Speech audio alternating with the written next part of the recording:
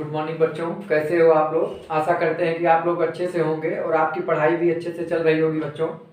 जैसा कि बच्चों इस समय हम लोग इतिहास का टॉपिक भूमंडलीकृत विश्व का बनना, इस टॉपिक का हम लोग अध्ययन कर रहे हैं और इसमें ऑलरेडी हमने आपको 2 पार्ट पढ़ा रखा है।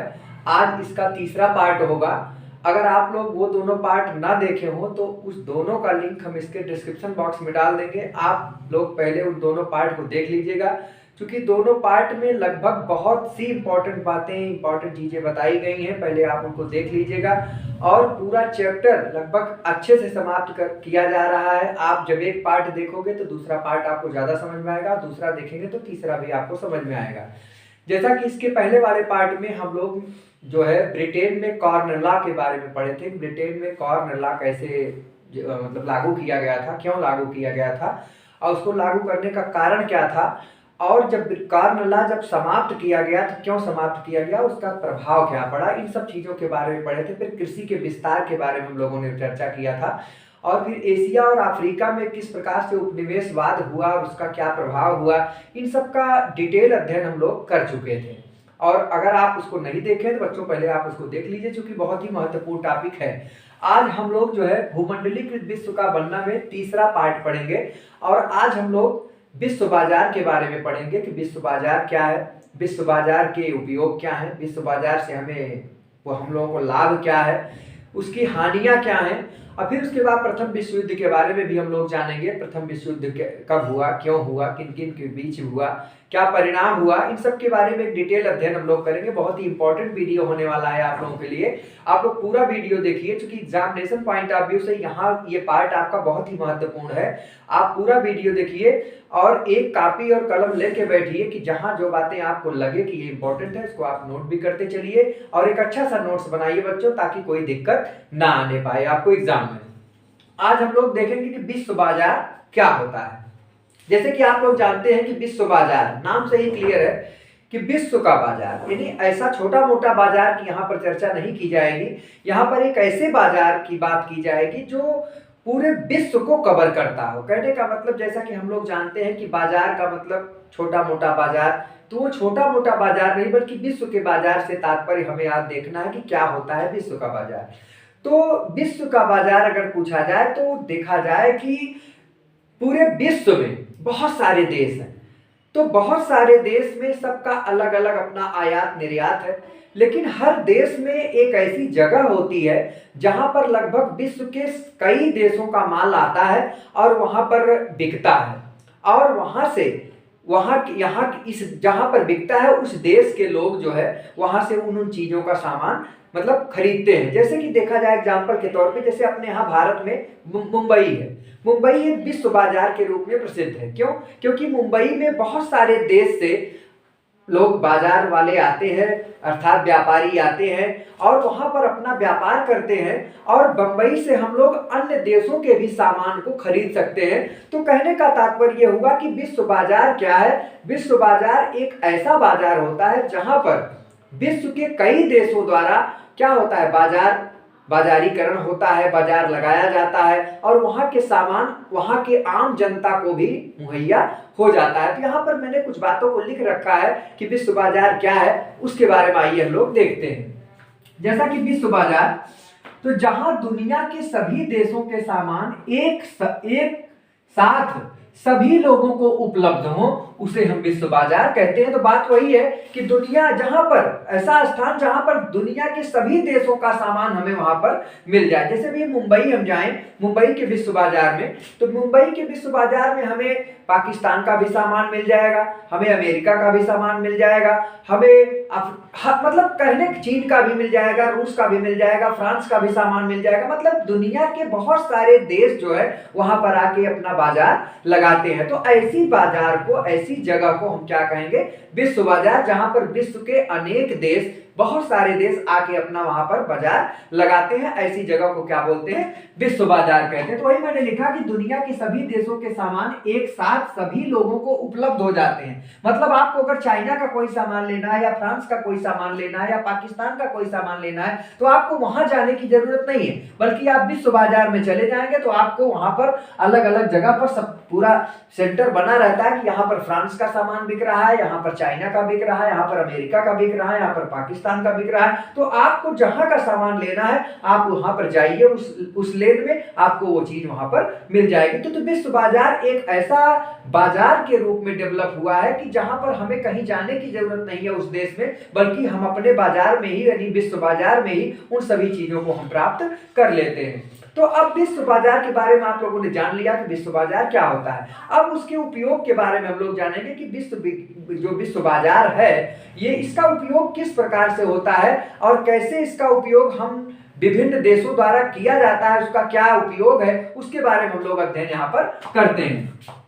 तो विश्व बाजार का उपयोग, जैसा कि पहला इसका उपयोग है कि आर्थिक गतिविधियों के क्रियान्वयन में। विश्व बाजार का पहला जो उपयोग है वो आर्थिक गतिविधियों के क्रियान्वयन में होता है। इसका क्या मतलब हुआ कि आर्थिक गतिविधियों को क्रियान्वयन कैसे होता है? जैसा कि आप जानते हैं कि विश्व बाजार जो है वहां पर बहुत सारे देश अपना अपना व्यापार कर रहे हैं। तो वहां पर जो पैसे का जो आर्थिक का मतलब पैसे से संबंधित, तो पैसे का लेन देन, एक देश की मुद्रा दूसरे देश में, यहाँ की मुद्रा वहां में, वहां की मुद्रा वहां, तो कहने का मतलब एक आर्थिक गतिविधि जो हो रही है उसका क्रियान्वयन हो रहा है।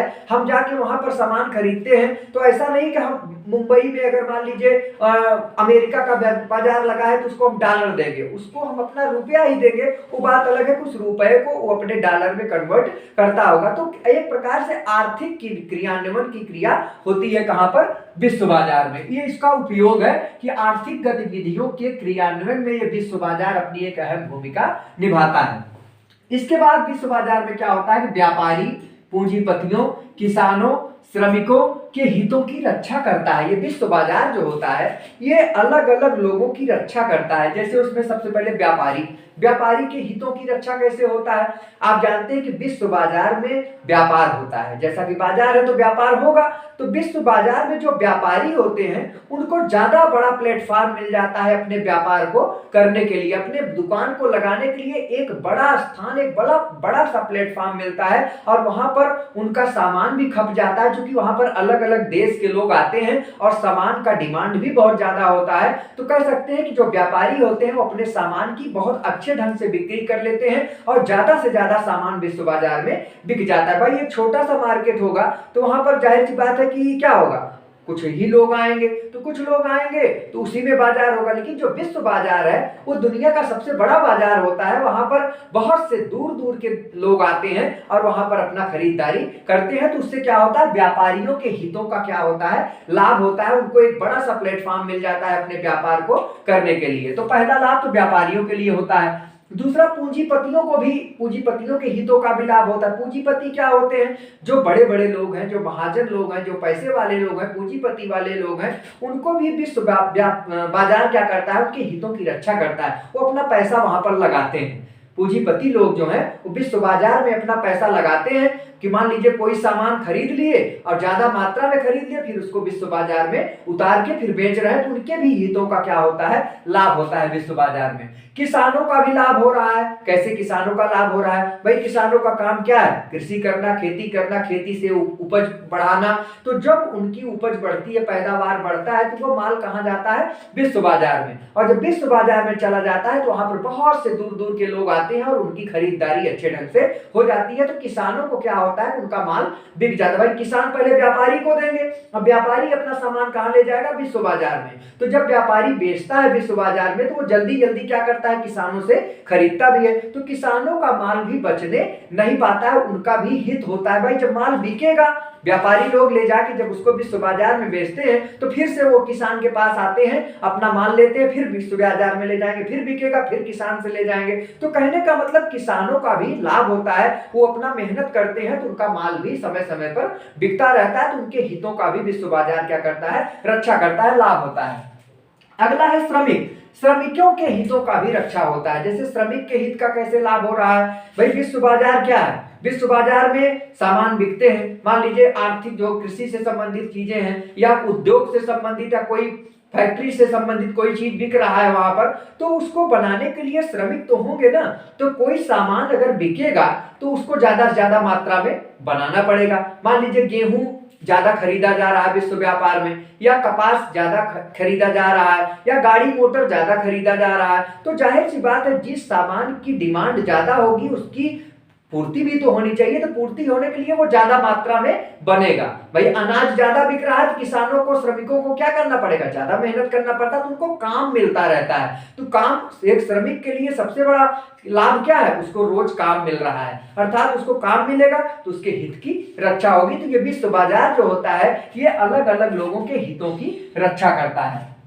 इसके बाद जो अगला टॉपिक है उसी में कि अगला उपयोग क्या है विश्व बाजार का, नए नए रोजगार के अवसर। अर्थात विश्व बाजार एक ऐसा बाजार है जहां पर रोजगार का भी अवसर मिलता है। कैसे रोजगार का अवसर मिलता है, जैसे मान लीजिए कोई व्यापारी है, तो व्यापारी अपने सामान को किसान से लिया और किसान से लेकर फिर उसको विश्व बाजार में ले गया।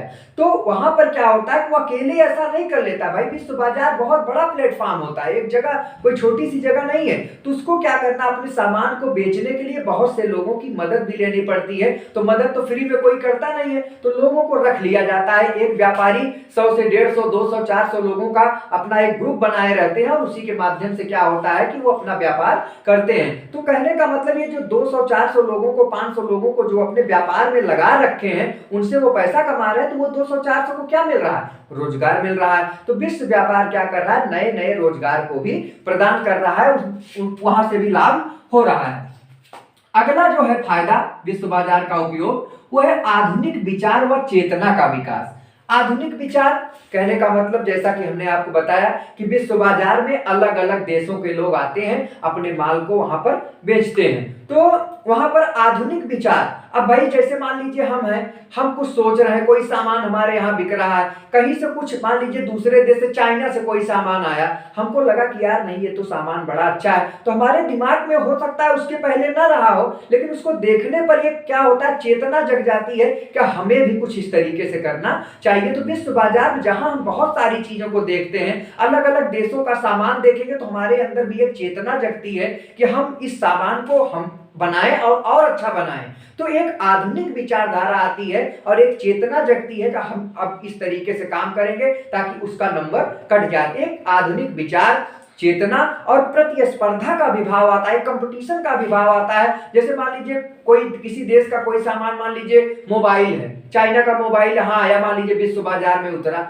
तो पहले आप जानते हैं भारत में पहले क्या था, मोबाइल फोन वगैरह बहुत महंगे बिकते थे, लेकिन धीरे धीरे क्या हुआ कि अन्य देशों से जो मोबाइल आया, 1000 रुपए 1500 रुपए में आपको पूरा सेट मिल जा रहा है, तो लोग यहाँ के माल को कम खरीदना शुरू कर दिए। लेकिन अब वो चेतना यहाँ के लोगों को भी जगी कि नहीं भाई, अगर हम अपना सामान इतना महंगा बेचेंगे तो क्या होगा, कोई खरीदेगा ही नहीं। तो लोगों ने अपने अंदर एक चेतना डेवलप किया, विकास किए, और वो भी उसी रेंज में मोबाइल लाना प्रारंभ कर दिए। तो विश्व बाजार भी कहीं न कहीं लोगों के अंदर एक भावना जगाता है, चेतना जगाता है, एक बुद्धि का विकास करता है, प्रतिस्पर्धा लाता है। प्रतिस्पर्धा का मतलब कंपटीशन, कि अगर हम इस होड़ में हमको चलना है तो हमें भी उसी रेंज में या उससे सस्ता ही निकालना है, तभी हमारा माल बिक पाएगा। तो ये कुछ उपयोग हैं विश्व बाजार के, जो मैंने आपको बताया कि विश्व बाजार के क्या क्या उपयोग हैं और क्या विश्व बाजार किसे कहते हैं।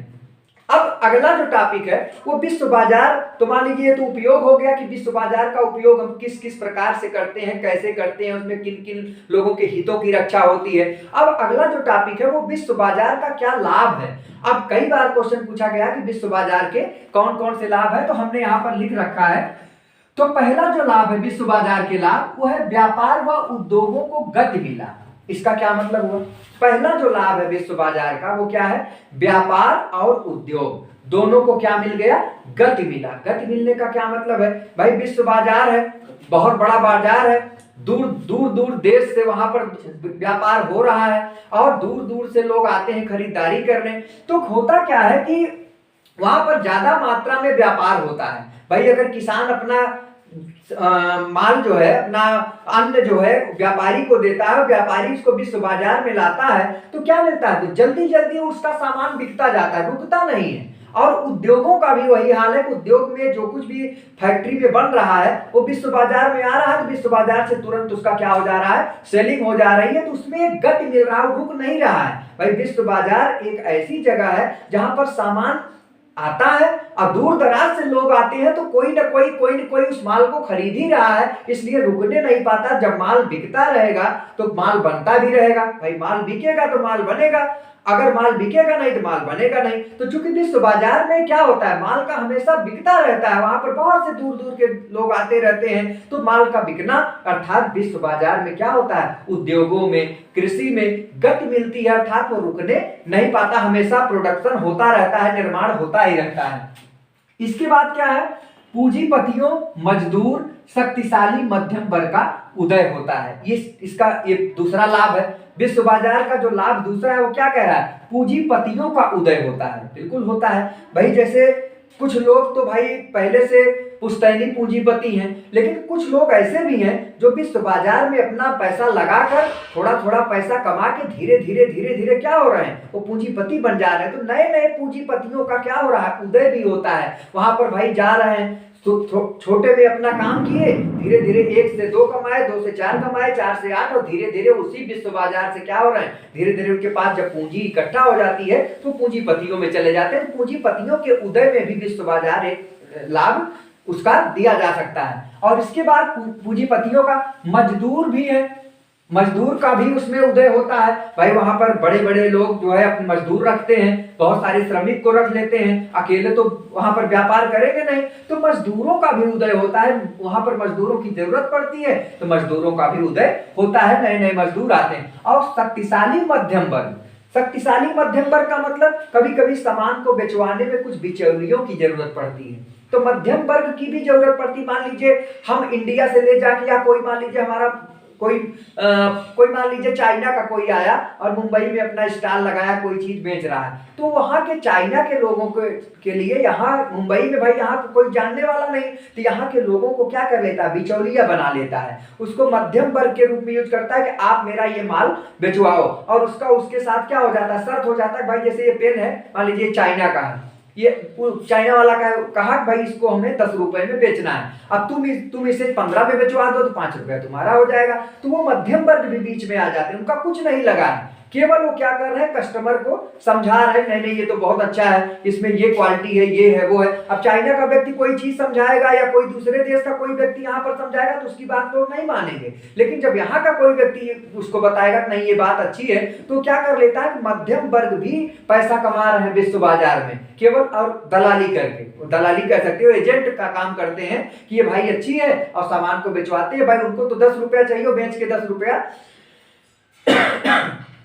सॉरी, तो बेच के उसको 10 रुपया दे दिए, अब पता लगा 12 में बेचे, 11 में बेचे, तो 1 रुपया तो उनके ही जेब में गया, मध्यम वर्ग के बीच में गया, उनका कुछ लगा ही क्या था, केवल बस उसी के साथ लगे थे। तो कहने का मतलब ये जो विश्व बाजार है उसमें शक्तिशाली पूंजी मध्यम वर्ग का भी उदय होता है। शक्तिशाली शब्द क्यों जोड़ा गया, शक्तिशाली का मतलब होता है कि वो ऐसे लंजू पंजू आदमी वहां मध्यम वर्ग का काम नहीं करते हैं विश्व बाजार में, वो वहां के पावरफुल लोग होते हैं, लोकल लोग होते हैं, जिनका पावर होता है, जो समय आने पर हर आदमी से भिड़ने की ताकत की, फाइट करने की, हर चीज से क्षमता रखते हैं, तो शक्तिशाली होते हैं। और कोई भी जाके विश्व बाजार में ये सब काम नहीं कर सकता, किसी का माल कोई दूसरा बेचवा दे, तो शक्तिशाली होते हैं, तो शक्तिशाली मध्यम वर्ग का उदय होता है।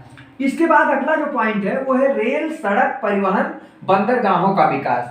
भाई जाहिर सी बात है कि अब दूसरे देश का माल दूसरे देश के विश्व बाजार में जा रहा है, जैसे भारत का माल मान लीजिए अमेरिका के विश्व बाजार में जा रहा है, तो कोई सर पे लेके थोड़ी जाएगा, उसके लिए क्या होगा भाई, परिवहन का विकास होगा, ले जाने के लिए ट्रांसपोर्ट होना चाहिए ना, तो रेल परिवहन, सड़क परिवहन, इनका भी विकास करना जरूरी हो जाता है, नहीं तो हमारा माल या वहां अन्य देशों का माल कैसे विश्व बाजार में पहुंचेगा। तो विश्व बाजार का जो अगला लाभ है उससे सड़क परिवहन, रेल परिवहन, आपके हवाई जहाज या जो पानी वाले जहाज, बंदरगाह, बंदरगाह माने जहां जहाज रुकते हैं, उन सब का क्या होता है, विकास होता है। भाई हम अपना माल जब जहाज से मान लीजिए ला रहे हैं पानी वाली से, तो उनको रोकने के लिए क्या होना चाहिए भाई, एक बंदरगाह होता है जहां पर जहाजें रुकती हैं, उनका विकास किया जाता है। बात समझ में आ रही नहीं? तो कहीं ना कहीं विश्व बाजार जो होता है वो इन चीजों के विकास पर बल देता है कि अगर हम अपना बाजार तभी कर पाएंगे जब हमारे पास क्या होगा, परिवहन होगा। अभी अमेरिका के लोगों को मुंबई के विश्व बाजार में सामान बेचना है तो सर पे रख के थोड़ी लाएंगे भाई, वहां से जहाज द्वारा या सड़क द्वारा, रेल द्वारा, किसी भी माध्यम से वहां पर पहुंचाएंगे। तो पहुंचाने के लिए क्या होना चाहिए, बीच का जो सड़क परिवहन है, रेल परिवहन है, जल परिवहन है, उसको मजबूत करना पड़ेगा ना। हवा परिवहन, हवाई परिवहन, जैसे हवाई जहाज से ला रहे हैं तो उस परिवहन को मजबूत करना पड़ेगा, और ये भी एक लाभ माना जाता है विश्व बाजार का। इसके बाद जो है नई तकनीकी का विकास।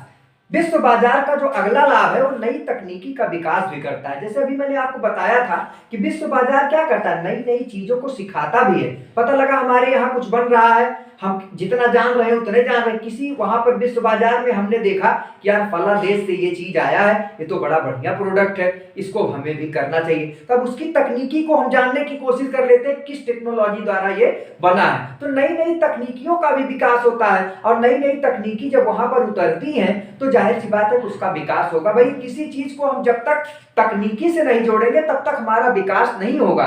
कोई भी बाजार हो, चाहे वो आपका जो कुछ भी है, जैसे आप लोग पढ़ रहे हैं तो आप लोग तकनीकी से पढ़ें, टेक्नोलॉजी आपके पास होना चाहिए। भाई मोबाइल, आजकल ऑनलाइन क्लास चल रहा है, आप देख रहे हैं, आप लोग ऑनलाइन क्लास के माध्यम से हमें सुन रहे हैं या किसी को सुनते हैं, तो क्या है, तकनीकी ही तो है। तो जब तकनीकी का विकास होगा तो आप जो कर रहे हैं उसमें विकास होगा। बहुत से लोग हैं ऑनलाइन क्लास लेके ही क्या कर रहे हैं, बहुत अच्छा रिजल्ट ला रहे हैं, और बहुत लोग हैं ऑनलाइन क्लास लेके भी कुछ नहीं कर पा रहे हैं। तो कहने का मतलब है कि अगर आप सोच रहे हैं कि मुझे सारी चीजें अवेलेबल हो रही हैं तकनीकी सुविधा द्वारा, तो तकनीक तो बहुत जरूरी है। तो विश्व बाजार में भी नई नई तकनीक आती है। भाई हमें जो नहीं पता दूसरे देश से जानेंगे, भाई उसका कोई चीज देखे, हमें समझ में आया नहीं भाई ये तो अच्छा है, तो हम अच्छी चीज को ग्रहण करें, इसमें कोई बुराई नहीं है। चाहे वो जिस देश का हो उसको हम कॉपी करने की कोशिश करें, अच्छाइयों को हमेशा सीखना चाहिए। तो नई नई तकनीकी का भी विकास होता है, ये भी लाभ है। और अगला जो है विश्व बाजार का लाभ वो है बैंकिंग बीमा व्यवस्था का उदय। बैंकिंग और बीमा व्यवस्था का उदय, ये विश्व बाजार का लाभ कैसे हुआ? इसमें भाई बैंक का क्या मतलब है, बीमा कंपनियों का क्या लाभ है? बिल्कुल है। जैसे होता क्या है, आप छोटे से एग्जांपल में समझें कि मान लीजिए कुछ लोग, कुछ किसान हैं, कुछ उद्योग वाले जो मान लीजिए छोटे छोटे उद्योग लगाए हैं, उनके पास पैसा नहीं है, तो क्या करते हैं, वो किसी से कर्ज ले लेते हैं। तो कर्ज लेते, कुछ कर्ज देने वाले भी होते हैं भाई, पूंजीपति लोग हैं, कर्ज देते हैं। जैसे कभी हम आपको बताएंगे कि विश्व युद्ध हुआ था तो अमेरिका कर्ज बांट रहा था। तो बहुत सारे लोग ऐसे हैं, बहुत सारे देश ऐसे हैं, बहुत सारे क्षेत्र ऐसे हैं जो कर्ज देते हैं। और कर्ज जब देते हैं तो वो कर्ज अब लोग लेके अपने व्यापार में लगा रहे हैं, तो उससे जो मुनाफा हो रहा है, मुनाफा अपने पास रख ले रहे हैं, और जो उनका लिए हैं धीरे धीरे वापस भी कर देते हैं। तो धीरे धीरे लोगों में क्या हो जा रहा है, एक बैंकिंग व्यवस्था डेवलप हो रही है। और ऐसा हुआ भी कि धीरे धीरे बहुत सारे लोग ऐसे मिलके बैंक की तरह काम करने लगे, और बाद में वही जो बैंक की तरह काम करने लगे, बाद में सरकार आई, सबका राष्ट्रीयकरण कर दी और सब बैंक के रूप में डेवलप हो गए। तो विश्व बाजार नए नए बैंकों के उदय में एक अहम भूमिका, बीमा कंपनियां भी हैं, वो आपको पैसा देती हैं कि आपने चाहिए बाजार कर अपना व्यापार लगाइए। बहुत सारे आजकल ऐसे ट्रेंड है कि आपको बाजार से, उनसे बैंक से लोन भी मिल जा रहा है, आप बिजनेस करिए। तो बैंक से बिजनेस आप जब करेंगे उससे पैसा लेके, तो आप क्या करेंगे भाई, 10 रुपए का मान लीजिए ले लिए आप 15 रुपया कमा लिए, तो 10 आप उसको दे देते हैं और 5 रुपया आपका मुनाफा हो जाता है। तो विश्व बाजार में, विश्व बाजार के उदय होने से बैंकिंग कंपनियां भी आई और बहुत सारे बीमा कंपनियों का भी उदय हुआ, ये उसका अगला लाभ है। इसके बाद जो है वह है कृषि का विकास। कृषि का विकास कैसे हुआ विश्व बाजार से, इसका क्या तात्पर्य है? भाई विश्व बाजार का लाभ कृषि का, उसमें खेती बाड़ी से क्या मतलब है? बिल्कुल है, उसका भी अपना एक लाभ है। कैसे भाई, विश्व बाजार में खेती किसानी से संबंधित भाई गेहूं है, चावल है, अनाज है, फल है, सब्जियां, विश्व बाजार में सुई से लेके सब कुछ मिलता है, वहां पर सारी चीजें अवेलेबल होती हैं। तो विश्व बाजार में जो कृषि से संबंधित, खेती बाड़ी से संबंधित गेहूं है, चावल है, दाल है, अनाज है, फल है, सब्जियां हैं, इन सबका भी वहां पर क्या होता है, व्यापार होता है। तो तो उससे होता क्या है कि विश्व बाजार जब के कारण कृषि का भी विकास हो रहा है, ज्यादा मात्रा में आ रहा है, ज्यादा क्वांटिटी में किसान उगा रहे हैं, उनको व्यापारी खरीद रहे हैं और व्यापारी लाके कहाँ बेच रहे हैं, विश्व बाजार में। तो वहां विकास किसका हो रहा है, कृषि का विकास हो रहा है। जो लोग 1 बीघे में खेत काम कर रहे हैं, उनका माल पता लगा कि ज्यादा उनको डिमांड है, तो जो थोड़ा मोड़ा खेत और बचा है उसको भी अपना खेती में इस्तेमाल कर ले रहे हैं। तो कृषि का भी क्या हो रहा है, विश्व बाजार विकास कर रहा है। ये सारी चीजें आपसे बच्चों पूछी गई हैं कि विश्व बाजार किसे कहते हैं और इसका क्या लाभ है, तो मैं लाभ के बारे में आपको चर्चा कर रहा हूं। अगला जो विश्व बाजार का लाभ है वो है शहरीकरण को बढ़ावा। विश्व बाजार है तो शहरीकरण का मतलब हुआ ज्यादा शहर बनना। शहर किसे कहते हैं, गांव किसे कहते हैं, भाई शहर का मतलब है जहां पर साधन सुविधा हो, ट्रांसपोर्टेशन हो, सड़कें हो, पक्की सड़कें हो और सारी सुविधाएं आपको मिल जाए, वही शहर है। अब आज तो गांव और शहर में कोई फर्क नहीं रह गया है, लेकिन ये जब की बात की जा रही है उस समय तो शहर और गांव में बहुत बड़ा फर्क था ना। आज तो भाई गांव और शहर एक दूसरे से जुड़ गए हैं। गांव में भी सारी सड़कें हैं, गांव में भी अस्पताल है, गांव में भी स्कूल है, गांव में भी सारी चीजें हैं। लेकिन एक समय था जबकि ये चर्चा हम लोग कर रहे हैं, उस समय गांव और शहर में जमीन आसमान का अंतर था। तो धीरे धीरे विश्व बाजार से क्या हुआ, शहरीकरण बढ़ा, लोग पैसा कमाने लगे। भाई किसान जो था उसका माल जब बिकने लगा, व्यापार जब होने लगा, उसको व्यापारी लोग खरीदने लगे, तो किसान भी धीरे धीरे क्या होने लगा, बड़ा होने लगा, पैसा कमाने लगा। अब वो गांव से हट के थोड़ा सा शहर में अपना जमीन लेके मकान बनवाने लगा। तो इससे क्या हुआ, शहरीकरण का विकास हुआ। आप देखते होंगे आपके घर के चारों, आप आज के ही परिवेश में देख लीजिए, जैसे जैसे लोगों के पास पैसा हो रहा है, आपका जो मार्केट है छोटा सा, वो बड़े मार्केट से जुड़ रहा होगा। भाई जैसे आपका बड़ा सा, आपका मान लो जिला है, अब जिला जो है आपका छोटा सा मार्केट है, लेकिन धीरे धीरे आप देख रहे हैं कि दुकानें इतनी बढ़ रही होंगी कि वो बाजार उस बड़े से बाजार से जुड़ जा रहा है। तो वही स्थिति, एक शहरीकरण हो रहा है। आज के 10 साल पहले आप सोचिए कि इतना ज्यादा शहरीकरण नहीं था, गांव के लोग गांव में ही रहते थे, लेकिन अब गांव का भी क्या है, शहर में मिल जा रहा है, शहर की सारी सुविधाएं गांव वालों को मिलने लगी है। तो विश्व बाजार का एक अगला जो लाभ है वो शहरीकरण का बढ़ावा भी मिलता है, शहरीकरण का विकास भी होता है। तो ये बातें हमने देखा कि विश्व बाजार के कौन कौन से लाभ होते हैं। अब हम लोग देखेंगे कि विश्व बाजार की लाभ तो बहुत है, लेकिन कुछ हानियां भी हैं। कौन कौन सी ऐसी हानियां हैं जो विश्व बाजार से हमें कहीं न कहीं वो हमारे लिए घातक है और हमारे लिए हानि के रूप में है। तो ये मैंने यहाँ नोट कर रखा है कि विश्व बाजार की हानियां। पहला हानि क्या है, एशिया अफ्रीका में उपनिवेशवाद बढ़ा।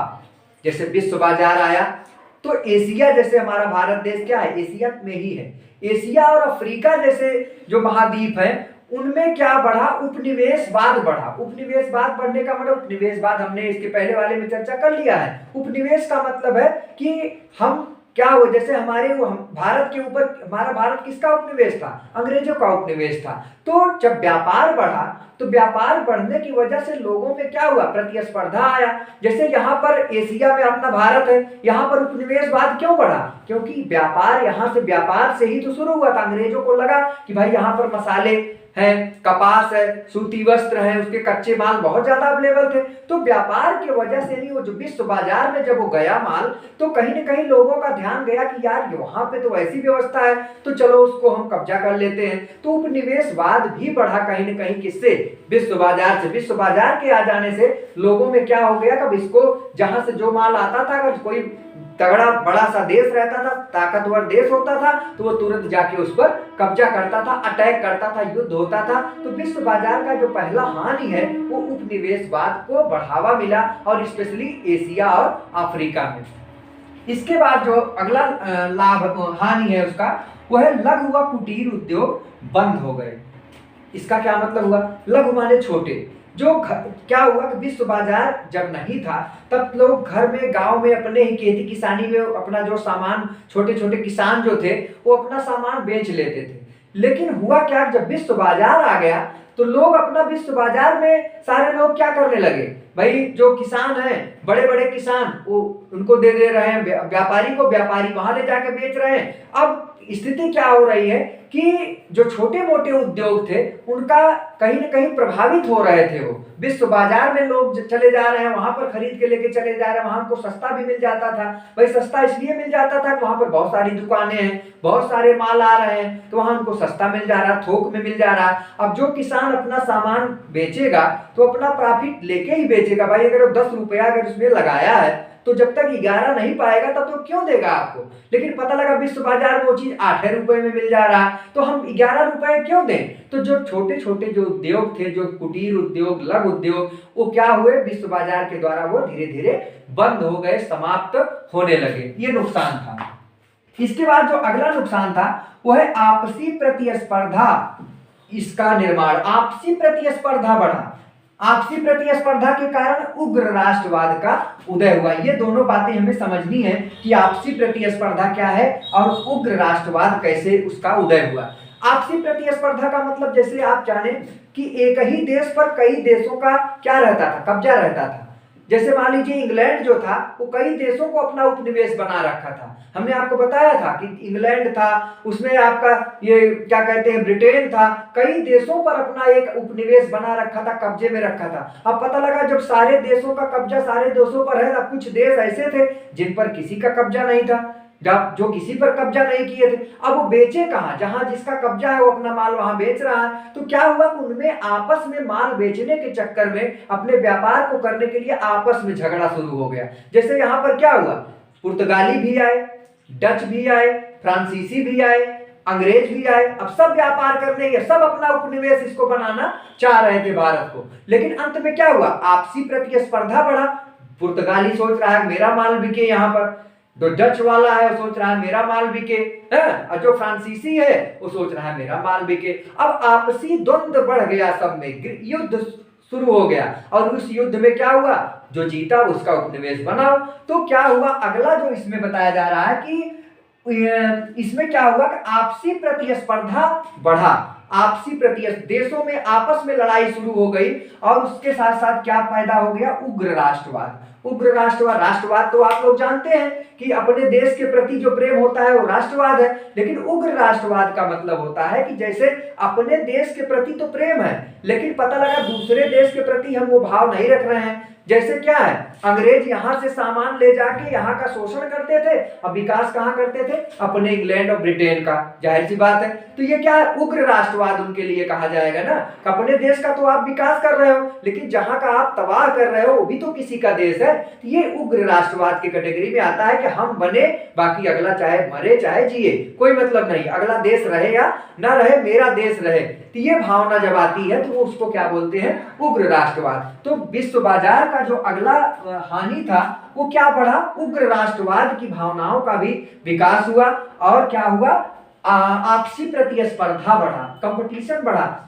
लोग अपने व्यापार को बढ़ाने के लिए आपस में लड़ाई शुरू कर दी। हमने आपको एग्जांपल बताया कि डच, पुर्तगाली, फ्रांसीसी, अंग्रेज सब भिड़े।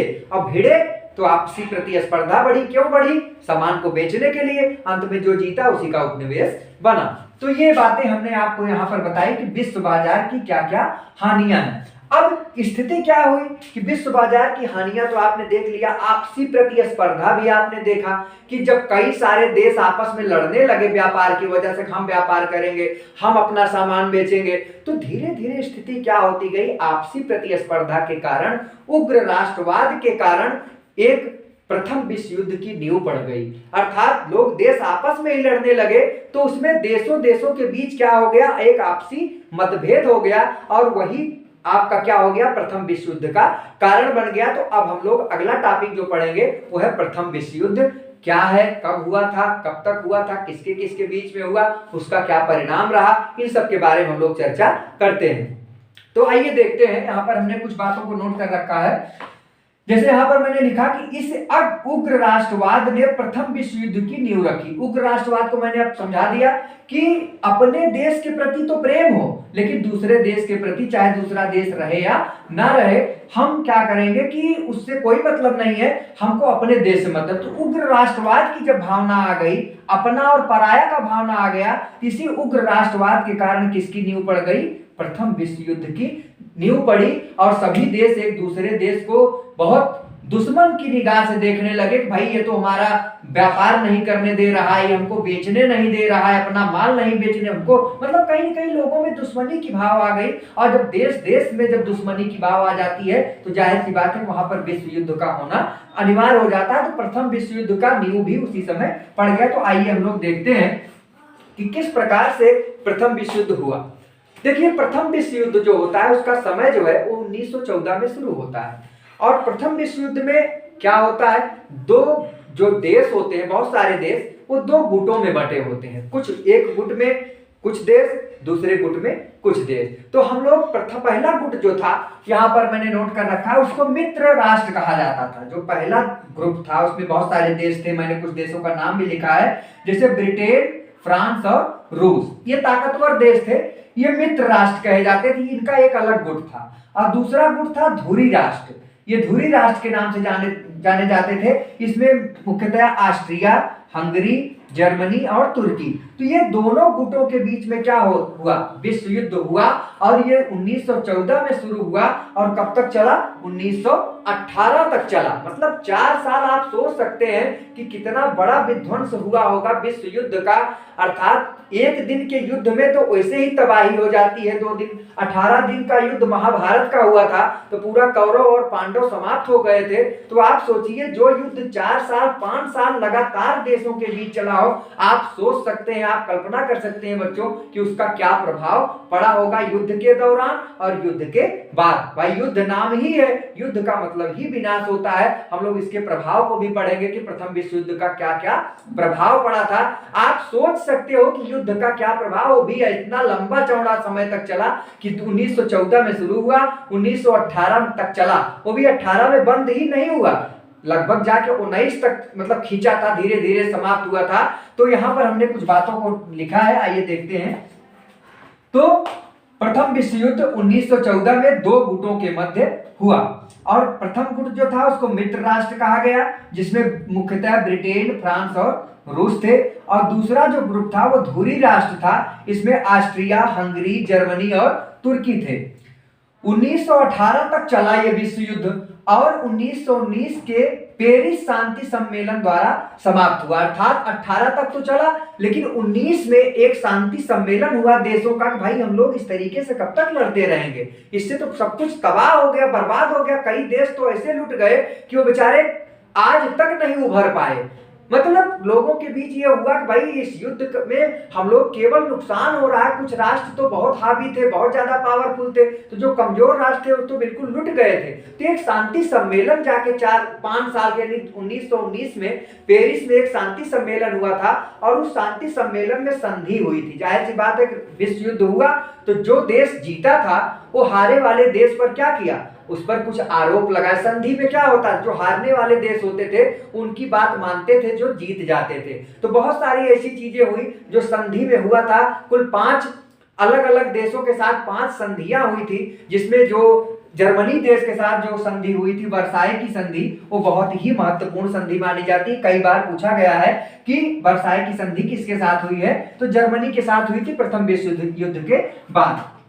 तो संधि में क्या समझौता हुआ, किस तरीके से विश्व युद्ध को रोका गया, तो वर्साई की संधि में क्लियर हुआ भाई जो देश हार गए थे उनको पूरा हर्जाना भरना था। भाई जो देश जीता था उन्होंने कहा कि भाई हम लोगों का जितना पैसा खर्चा हुआ है आप उसको आप ही लोगों की वजह से खर्चा हुआ है आप दीजिए। बताइए, एक तो वो हारे भी हैं, मार भी खाए हैं, अब वो चले उनको हर्जाना भी दें। तो जाहिर सी बात है कि बड़ी दिक्कत हुई, बेचारे परेशान थे। उस समय स्थिति बहुत ही डामाडोल थी। अभी हम लोग उसके बारे में भी पढ़ेंगे कि विश्व युद्ध के बाद की स्थिति क्या बनती है, भारत की भी क्या स्थिति होती है और जो जो देश भाग लिए थे उनकी क्या दशा होती है, उसके बारे में हम लोग आगे चर्चा करते हैं। तो यहाँ पर मैंने उसको नोट कर रखा है। तो 5 अलग अलग देशों के साथ संधियां हुई, जिसमें वर्साई की संधि अर्थात जो जर्मनी में हुई थी वो बहुत महत्वपूर्ण संधि मानी जाती है।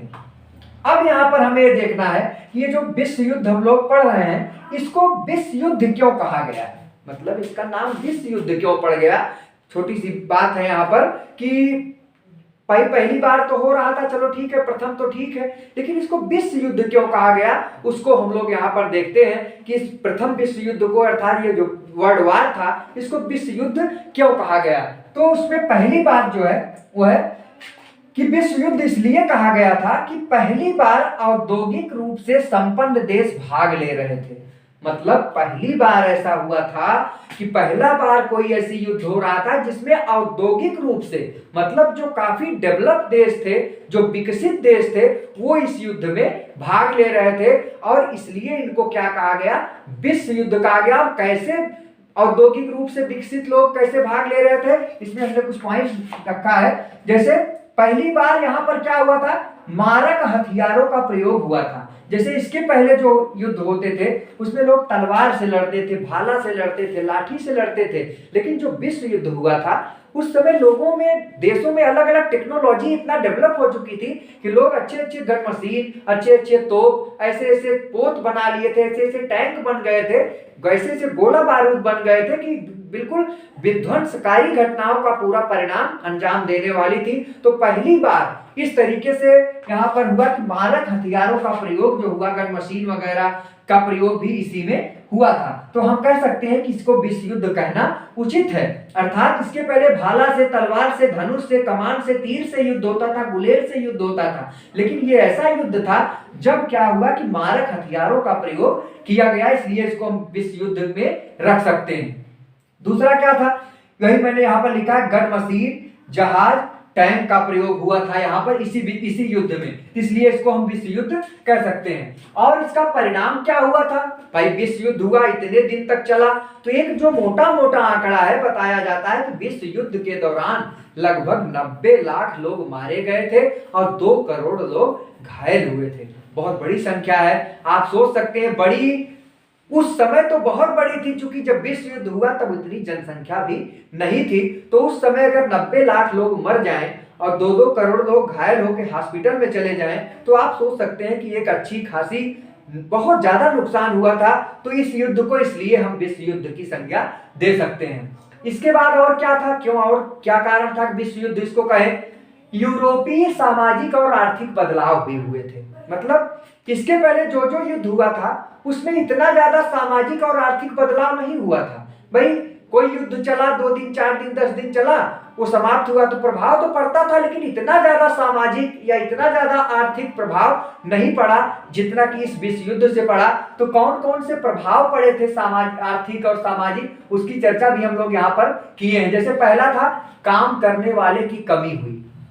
ये कैसे हुआ भाई, काम करने वालों की कैसे, विश्व युद्ध से उसका क्या लेना देना है, काम करने वालों की कमी हुई। पता लगा विश्व युद्ध जब छिड़ गया तो अब जो जो देश विश्व युद्ध में भाग ले रहे थे उनको भाई सैनिकों की जरूरत पड़ी। तो सैनिक कहां से आए, वो अपने देशों से, और फिर अपने जो उपनिवेश वाले जो देश, जो उनका जो उपनिवेश था, वहां के जो क्या लोगों को पकड़ पकड़ के सेना में भर्ती कर करके उनको कहां भेजते थे, युद्ध के लिए, प्रथम विश्व युद्ध के में लड़ने के लिए। तो लोगों की यहाँ आदमियों की क्या हो गई, कमी। अब पता लगा हमारे यहाँ हम ही अकेले कमाने वाले हैं, हम ही से पूरा खर्चा चल रहा है और हमको भेज दिया गया जबरदस्ती लड़ने के लिए। तो जाहिर सी बात है हमारे यहाँ क्या होगा, उसमें काम करने वाले की कमी होगी। भाई हम ही कमाने वाले थे, हम चले गए लड़ने, तो हमारे यहाँ जब काम करने वाले की कमी होगी तो उसका प्रभाव क्या होगा, आय में कमी हो जाएगी। हमारे यहाँ जो इनकम, जो कुछ भी थोड़ा मोड़ा हो रहा है, हम जब लड़ने चले जाएंगे तो हमारे यहाँ आय में भी कमी हो जाएगी। दूसरा प्रभाव क्या पड़ा, औद्योगिकरण को बढ़ावा मिला। एक फायदा यह हुआ कि जब मान लीजिए, जैसे मान लीजिए अपने यहाँ इंग्लैंड, ब्रिटेन का मान लीजिए उपनिवेश था भारत, अंग्रेजों का गुलाम था, और इंग्लैंड जो है बहुत बढ़ चढ़ के विश्व युद्ध में हिस्सा ले रहा था। तो जब अंग्रेज यहाँ पर अपने सारे सैनिकों को विश्व युद्ध में भेज दिया और यहाँ के लोगों को भी, कुछ लोगों को पकड़ पकड़ के जिसको भेज पाता था भेजता था, तो जब सारे सैनिक वहां लड़ने चले गए तो भारत के कुछ लोग जो उद्योगपति लोग थे, यहाँ के जो व्यापारी लोग थे, उनके अंदर थोड़ा लगा कि इस समय सेना नहीं है, चलो अपने उद्योग का विकास करो। इन्हें किसका मतलब औद्योगिकरण हुआ। मतलब अभी तक जब तक वो थे अंग्रेज यहाँ पर, उनके सेना थे, तब तक तो वो अपने भारतीयों को कोई ज्यादा वही नहीं करते थे, डरे रहते थे। लेकिन जब वो विश्व युद्ध में चले गए 3-4 साल के लिए, तो उसी 3-4 साल में क्या हुआ, औद्योगिकरण भी हुआ। और औद्योगिकरण में कुछ और नहीं बल्कि क्या हुआ, हथियार का भी निर्माण हुआ। हथियारों का निर्माण होता गया, जो हथियार तैयारी लोग कर रहे थे कि हमें हथियार की जरूरत पड़ेगी, इसलिए लोगों ने हथियार का निर्माण किया और उद्योग को भी बढ़ावा मिला। दूसरा बात क्या है कि भाई अब घर के सारे लोग, सारे पुरुष तो चले गए युद्ध लड़ने, अब ऑफिस दफ्तर को भी तो चलाना है भाई। जो ऑफिस जो अंग्रेज लोग जो खोल रखे थे भाई, यहाँ पर जो उनका उपनिवेश बढ़ा था, ऑफिस वगैरह में कार्य करने के लिए आदमी तो चले गए युद्ध में लड़ने, तो मजबूरी था कि जो घर की महिलाएं थी पढ़ी लिखी, उनको दफ्तर में भेजा गया। तो पहली बार विश्व युद्ध के दौरान क्या हुआ, महिलाओं को क्या हुआ, दफ्तर में भेजा गया, कार्यालय में भेजा गया काम करवाने के लिए। इसके बाद आता है कि क्यों इसको विश्व युद्ध कहते हैं, यूरोपीय देशों का आपसी संबंध। अर्थात ये टॉपिक हम लोग देखते हैं कि इस युद्ध में जो यूरोपीय देश थे उनका आपसी संबंध कैसा रहा। उनका आपसी संबंध अत्यंत खराब रहा। अर्थात यूरोपीय देश जो थे अब वो तो युद्ध में चले गए। अब युद्ध में जाने का मतलब है कि आपसी संबंध जो उनका पहले संबंध था वो एकदम खराब हो गया। तो पहला जो टॉपिक है कि जो आपसी संबंध था यूरोपीय देशों का वो बिल्कुल खराब हो गया। और कुछ देश तो ऐसे यूरोपीय देश थे जो क्या किए, कर्ज ले लेके काम। भाई कर्ज कैसे, भाई हमारे घर में हम ही काम करने वाले हैं, हमको पकड़ के भेज दिया गया विश्व युद्ध में। अब हमारे घर वाले जो रहेंगे खाना वाना खाएंगे कि नहीं खाएंगे, तो खाना खाने उनको भोजन की जरूरत थी, तो क्या करते थे, कर्ज लेते थे। तो कर्ज ले लेके इतना ज्यादा कुछ देश ऐसे थे कि जो कर्ज में पूरी तरीके से उसी समय डूब गए। तो बहुत ज्यादा प्रभाव पड़ा लोगों में, इसलिए इसको विश्व युद्ध कहना कोई गलत बात नहीं है। अब यहाँ पर अगला टॉपिक जो है वो है विश्व युद्ध के बाद की स्थिति क्या हुई। जब 1914 से शुरू होकर 18 में जब विश्व युद्ध खत्म हो गया तो उसके बाद क्या स्थिति बनती है उसके बारे में हम लोग चर्चा यहाँ पर करेंगे कि उसका क्या प्रभाव पड़ा था। आर्थिक प्रभाव, मेनली यहाँ पर हम लोग आर्थिक प्रभाव की बात करेंगे कि विश्व युद्ध का आर्थिक क्षेत्र में क्या प्रभाव पड़ा था। तो आर्थिक स्थिति बहुत ज्यादा बेहाल थी। विश्व युद्ध जब हुआ उसके बाद की स्थिति बता रहे हैं कि बहुत भुखमरी, अकाल समझ लीजिए कि लोगों के पास कुछ बचा नहीं था। और सबसे ज्यादा अगर बुरी स्थिति थी किसी देश की तो वो थी इंग्लैंड की। क्यों इंग्लैंड की ज्यादा थी, क्योंकि इंग्लैंड विश्व युद्ध में बढ़ चढ़ कर हिस्सा लिया था और अपने सारे सैनिकों को पूरा लगभग अपना जितना साधन संसाधन था वो विश्व युद्ध में लगा दिया था। भाई जो ज्यादा इन्वॉल्व होगा उसका उतना नुकसान भी होगा। तो आर्थिक स्थिति एकदम बेहाल थी और इंग्लैंड का सबसे बुरा हाल था विश्व युद्ध के बाद। जब विश्व युद्ध खत्म होता है तो सबसे ज्यादा अगर कोई फकीर बनता है तो था कौन सा देश, इंग्लैंड था। उसके बाद औद्योगिकरण के द्वारा अंग्रेजों का व्यापारिक एकाधिकार समाप्त हुआ। विश्व युद्ध के बाद क्या हुआ, एक परिणाम हमने अभी आपको बताया कि जब यहाँ के लोग जब विश्व युद्ध लड़ने चले गए अंग्रेज लोग, तो यहाँ के भारतीय लोग क्या किए, उद्योग स्थापित शुरू कर दिए, अपना उद्योग चलाने लगे, अपना सामान बनाने लगे। तो जब विश्व युद्ध खत्म हुआ तो जो पहले रहता था अंग्रेजों का एकाधिकार रहता था, अब ये कलम हम ही बेचेंगे। अंग्रेज जब तक थे कि भाई ये कलम हम ही बेचेंगे, कोई और नहीं बना सकता। लेकिन जब वो चले गए वहां पर विश्व युद्ध में तो हम भारत के लोग भी कुछ लोग क्या किए, कलम बनाना शुरू कर दिए। तो अभी तक जो उन्हीं का एकाधिकार था इन पर, अब भारतीय भी उसको बनाने लगे। तो वो बात मैंने यहाँ पर लिखा है कि औद्योगिकरण के द्वारा अंग्रेजों का व्यापारिक एकाधिकार क्या हो गया, समाप्त हो गया। अभी तक उन्हीं का एकाधिकार था कि इसको हम ही बेचेंगे, लेकिन जब वो उधर चले गए तो हम लोग क्या किए, भारत के लोग क्या करने लगे, एकाधिकार को सामान बनाने लगे और उसमें खुद बाजार में उनका भी सामान आ गया। अभी तक केवल अंग्रेजों का सामान बिकता था। तो कहीं ना कहीं औद्योगिकरण से क्या हो गया, अंग्रेजों का व्यापारिक एकाधिकार जो है वो समाप्त हुआ। कब, विश्व युद्ध के बाद। इसके बाद क्या हुआ, विश्व युद्ध के बाद क्या हुआ था, युद्ध के दौरान वस्तुओं की मांग बढ़ी थी पर समाप्ति पर घट गई। भाई युद्ध जब हो रहा था तो भाई सैनिक लोग क्या हुआ था, सैनिक लड़ने चले गए थे, सारे देशों को साधन संसाधन की जरूरत थी, कर्ज ले लेके काम कर रहे थे और ये कर्ज देने का काम कौन कर रहा था, अमेरिका। क्योंकि अमेरिका विश्व युद्ध में नहीं था, विश्व युद्ध लड़ने में अमेरिका नहीं था। बहुत ही ऐसे नहीं हो, आज जो डेवलप हुआ है अमेरिका, उसका यही कारण, जो बुद्धिमान लोग होते हैं बच्चों, वो युद्ध कभी नहीं करते हैं। आप याद रखिएगा, अपने जीवन में इसको याद रखिएगा, अपने लाइफ में याद रखिएगा कि अगर आपको जीवन में विकास करना है बच्चों, तो आप बिल्कुल अमेरिका जैसा नीति अपनाइए। वो युद्ध में नहीं आया, जो कि कर सकता था, सारी चीज कर सकता था, और आज इसीलिए अमेरिका किसी की तरफ आंख दिखा देता है तो गीली हो जाती है। तो क्या है इसका कारण, उसका कारण यही है कि उसने विश्व युद्ध में भाग नहीं लिया था। कर क्या रहा था उस समय, जब सारे देश विश्व युद्ध लड़ रहे थे आपस में, ढुसुम ढुसुम कितना फाइट, इतने लोग मर रहे हैं, घायल हो रहे हैं, अमेरिका उस समय क्या कर रहा था, लोगों की मदद कर रहा था। मदद माने कोई घर से नहीं दे रहा, कर्जा दे रहा था। भाई लोगों को जरूरत होती थी युद्ध में, जैसे इंग्लैंड था, इंग्लैंड को जब भाई युद्ध करने के लिए पैसा चाहिए, साधन चाहिए, सैनिक चाहिए, सैनिक का खर्चा चाहिए। अब फिर उस समय क्या था कि अमेरिका उनको कर्ज देता था, कई देशों को कर्ज देता था। तो कर्ज देता था तो क्या वो भूल थोड़ी जाता था, ब्याज सहित उसको वापस भी लेता था। कई देशों को तो इसी आधार पर वो अपना उपनिवेश बना लिया कि मतलब विश्व युद्ध के बाद क्या हुआ, कुछ लगा कि भाई हम तो दे ही नहीं पाएंगे, तो कुछ लोग तो अपनी संपत्ति दे दिए कि भाई अब हम क्या करें, हमारे पास है ही नहीं है, विश्व युद्ध लड़के आए, हार भी गए हैं। भाई हार गए हैं, पैसा है नहीं जेबा में, कर्जा ले चुके हैं, तो अब उसको छोड़ेगा थोड़ी। ऐसा करो तुम अपनी खेती दे दो, अपना सोना दे दो, मतलब चल अचल संपत्ति सबको अमेरिका क्या किया, हड़प लिया। ऐसे नहीं अमेरिका आज सुप्रीम पावर बना बैठा है। तो यहाँ पर क्या स्थिति हुई कि युद्ध के दौरान क्या थी, वस्तुओं का मांग बढ़ा था। भाई युद्ध हो रहा था, बहुत सारे किसान जो उपजा रहे थे वो सब जा रहा था धड़ाधड़ वहां, लेकिन जब युद्ध समाप्त हुआ लोग अपने अपने घर आए।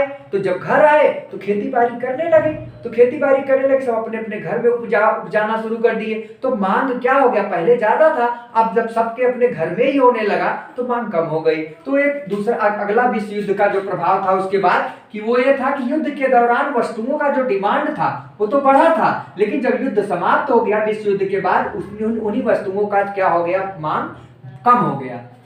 इसके बाद एक अगला जो परिणाम हुआ विश्व युद्ध के बाद कि आर्थिक घाटे की पूर्ति हेतु कर बढ़ाया गया और परिणाम स्वरूप क्या हो गया, बेरोजगारी बढ़ गई।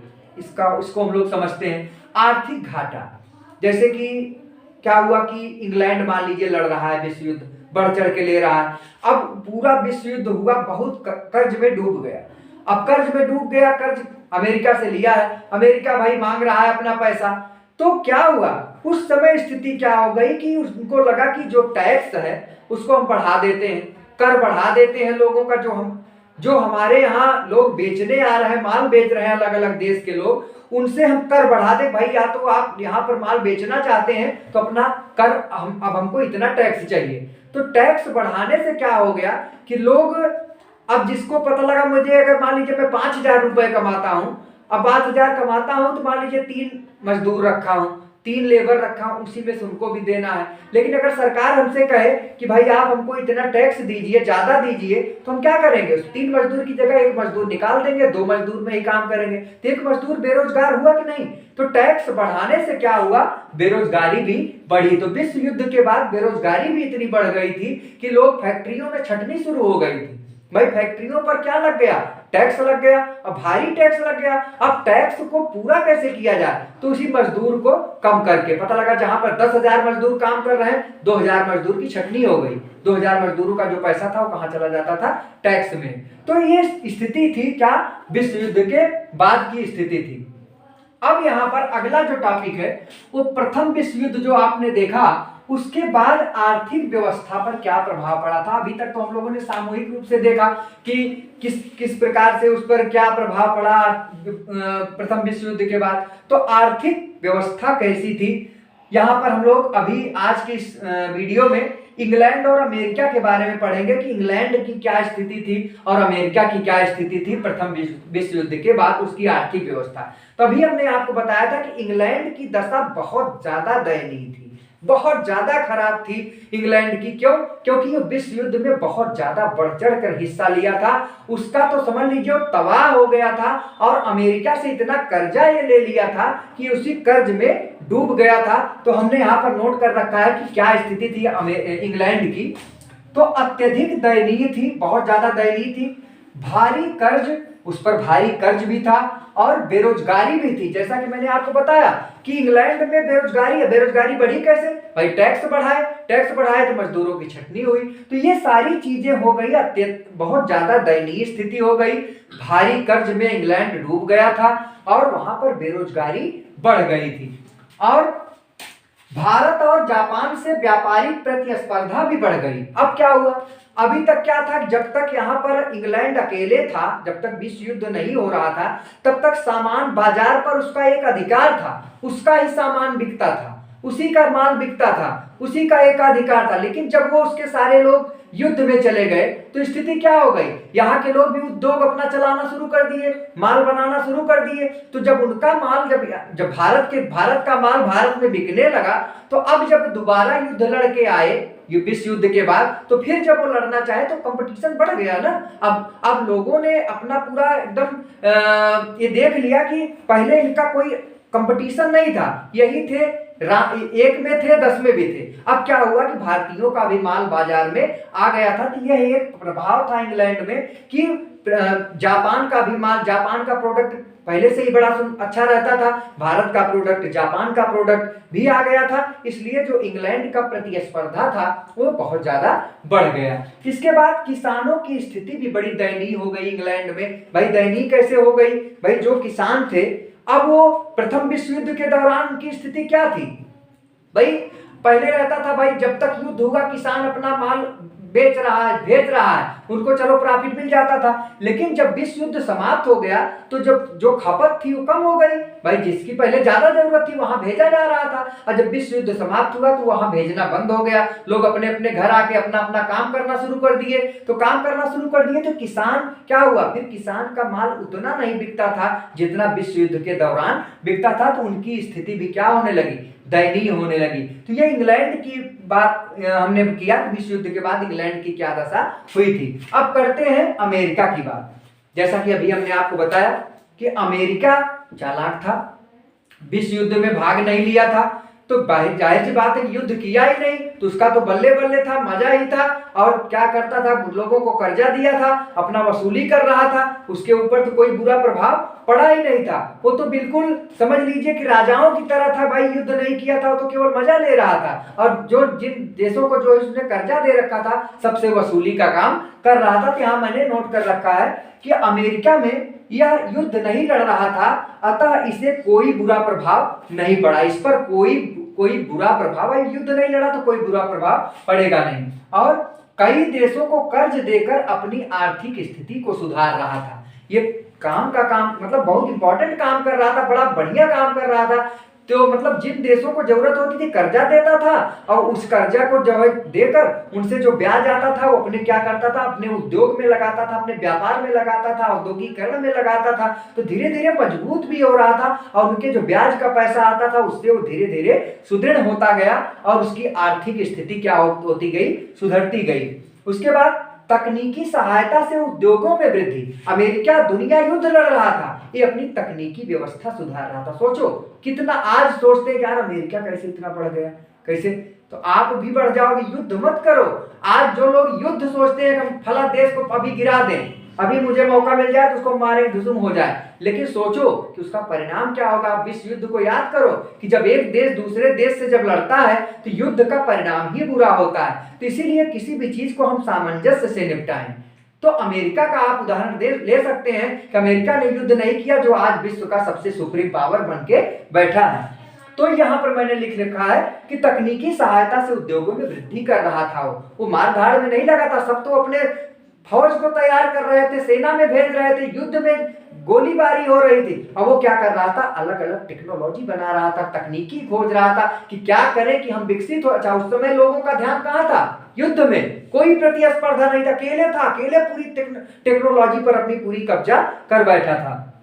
अगला जो है उसने क्या किया था, बृहत उत्पादन व्यवस्था द्वारा कृषि और मोटर कार उद्योग उसने लगाया। बृहत उत्पादन व्यवस्था, बृहत उत्पादन व्यवस्था का मतलब होता है कि वो कृषि क्षेत्र में और मोटर गाड़ी बनाने में उसने बृहत उत्पादन व्यवस्था लगाया। बृहत उत्पादन, बृहत माने बड़ा, वो लार्ज स्केल में काम करना शुरू किया कि मतलब छोटा मोटा काम नहीं। उसके पास अब इतने साधन संसाधन, इतना ब्याज का पैसा आता था, भाई कई देशों ने उससे कर्ज ले रखा था। तो लोग अब भाई जैसे 1 लाख रुपया अगर हम कर्जा लेके बैठे हैं तो हम उसको क्या करेंगे, भाई 1,10,000 हमें वापस करना है, मान लीजिए 10,000 ब्याज है, तो हम क्या करेंगे, हर महीना कुछ न कुछ उसको देंगे ना। तो ब्याज का पैसा जो मिलता था वो कहाँ लगाता था, अपने उद्योग में, अपने कृषि में, और बृहत उत्पादन करता था, लंबा चौड़ा उत्पादन करता था, बहुत ज्यादा उत्पादन कर लिया, इतना ज्यादा उत्पादन कर लिया कि अभी आप देखेंगे इसके बाद हमारे वीडियो में जब हम आर्थिक मंदी पढ़ाएंगे तो आपको बताएंगे कि सबसे ज्यादा नुकसान भी किसका होता है, अमेरिका का ही होता है। आर्थिक मंदी में चपेट में सबसे ज्यादा ये आया था, क्योंकि इतना सामान ही बना लिया विश्व युद्ध के दौरान कि बाद में जब विश्व युद्ध खत्म होता है, जब आर्थिक मंदी 1929 में लगती, कल उसकी चर्चा हम लोग नेक्स्ट वीडियो में करेंगे, तो सबसे ज्यादा परेशान कौन होता है? अमेरिका। कोई सामान खरीदने वाला ही इसको नहीं मिलता है, सब डंपिंग, सब सड़ जाता है, मंदी आ जाती है वहां पर। तो हम उसकी चर्चा आगे करेंगे। तो यहाँ पर सिर्फ इतना जाने हम लोग कि ये बृहत उत्पादन व्यवस्था को अपना के मोटर गाड़ी को बनाया खूब तगड़ा, ज्यादा से ज्यादा संख्या में। बताया जाता है कि ऐसी ऐसी फैक्ट्री लगाया था कि हर 3 मिनट में एक कार बनाता था, हर 3 मिनट में एक कार को बना देता था। और पहली कार इसमें जो बना था अमेरिका में हेनरी फोर्ड द्वारा, उसका नाम था टी मॉडल, अर्थात टी मॉडल नाम से कार बनाया गया सर हेनरी फोर्ड द्वारा। और इस व्यवस्था से आप देख रहे हैं कि अमेरिका कैसे अपने आप को सुदृढ़ किया। हमने आज आपको बच्चों बताया कि किस प्रकार से विश्व बाजार क्या है, उसका लाभ क्या है, उसके उपयोग क्या है, उसकी हानियां क्या है, और विश्व बाजार से जो उग्र राष्ट्रवाद का जो उदय होता है, उग्र राष्ट्रवाद से कैसे विश्व युद्ध होता है, और विश्व युद्ध में कौन कौन से गुट थे। जैसा कि मैंने बताया कि 2 गुटों द्वारा हुआ, उसमें कौन कौन से देश भाग लिए, क्या प्रभाव पड़ा, कौन नहीं लिया तो क्या प्रभाव पड़ा। अब आगे का लेक्चर, इसका एक वीडियो और हम बनाएंगे जिसमें हम लोग आर्थिक मंदी के बारे में चर्चा करेंगे, और आर्थिक मंदी में कौन कौन से देश चपेट में आए थे, किस पर क्या प्रभाव पड़ा था। ये दोनों वीडियोस आपके एग्जाम पॉइंट्स के लिए बहुत इंपॉर्टेंट है। आप दोनों का मतलब चारों समझिए, ऐसा ना समझिए कि 2 वीडियो हमने फर्जी बनाया है। वो दोनों वीडियो जो है वो आपके बेस को मजबूत करेंगे। जब आप कहानी को जान लेते हैं, जब कोई बात आप जानते हैं, तो आपको आगे की बात ज्यादा समझ में आती है। अगर बच्चों आप लोगों को अच्छा लगा हो तो आप इसको लाइक करिए, जरूर लाइक करिए, क्योंकि मेहनत से बच्चों पढ़ाते हैं, और मेहनत जब तभी सार्थक होता है जब हमको एक लाइक मिलता है। आपका एक लाइक ही मेरे लिए सबसे बड़ा सपोर्ट है, और उससे भी बड़ा सपोर्ट तब होता है जब इस वीडियो को आप अपने लोगों में शेयर करते हो। और नए बच्चे अगर चैनल को सब्सक्राइब करते हैं तो मुझे खुशी होती है बच्चों। अगर हो सके तो आप चैनल को सब्सक्राइब भी कर लिया करिए। हम आपको ऐसे ही बहुत सारे वीडियोस देते रहेंगे। हम वादा करते हैं कि आपका सारा कोर्स खत्म भी होगा, और इसी तरीके से अच्छे ढंग से आपको इतिहास, भूगोल, अब किसी एसएसटी के किसी पार्ट में आपको दिक्कत नहीं आने पाएगी। Thank you so much.